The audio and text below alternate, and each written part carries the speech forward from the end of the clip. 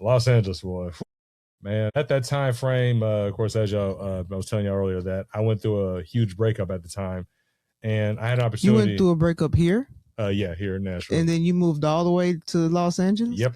Wow. Was Yep. it a Scorpio? Funny enough, she was a Libra. She was a Libra. Don't worry about it. Don't worry about it. All she wanted to know is it wasn't a Scorpio. Libra Virgo. But yeah, hopefully she's not listening to this. But anyways, but I do wish her, if she does listen to this, I wish her the best. And you ain't got to. Right. Don't worry about it. Damn.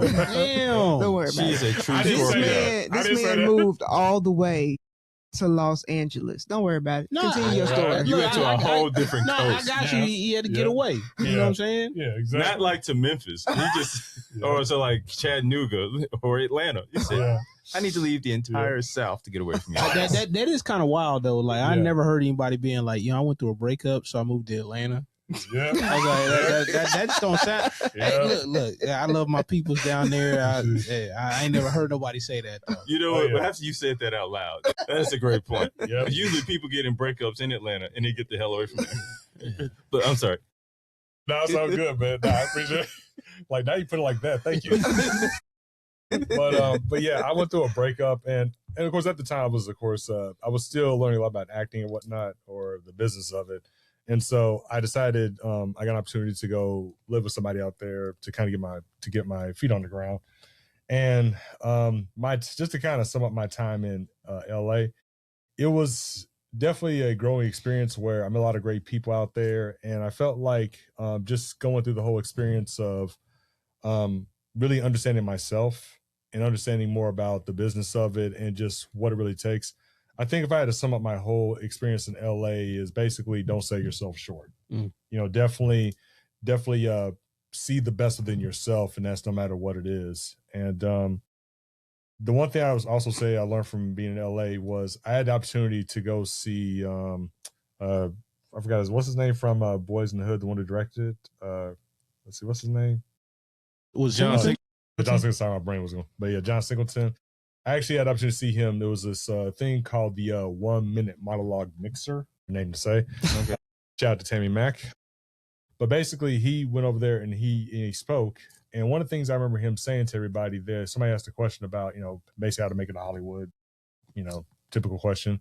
And he said basically to everybody, like, honestly, I mean, you could really make Hollywood wherever you're at. Mm-hmm. Right. Like you can sure, it's okay to come to LA and do your thing. It's fine. No big deal. But, but really to be honest with you, it's really when you make the best of what you have right now and you're able to make something of that. And that's really when the attention comes to you versus you having to go out there and do all this other stuff. And so, with that, I, learned from that. And as far as my time in LA, like I met a lot of great people there.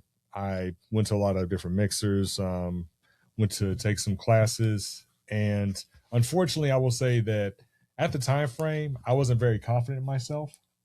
Okay. And so there were times where I was, where I literally held myself back. Right. And so with that, there's some regret there. And actually, I even can regretfully say on this here that I had an opportunity to go basically audition for NWA. It was just like an open call or whatever. I didn't go. I didn't go.